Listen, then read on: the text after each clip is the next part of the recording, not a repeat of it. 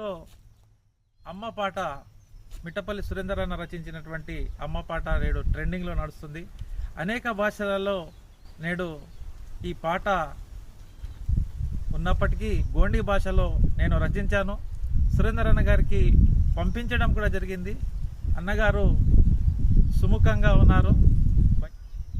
సురేందర్ అన్న అనుమతి వచ్చిన తర్వాత పూర్తి పాట రిలీజ్ చేయబోతున్నాం కాబట్టి నన్ను ఆదరించగలరని మీ ముందు ఈ పాట.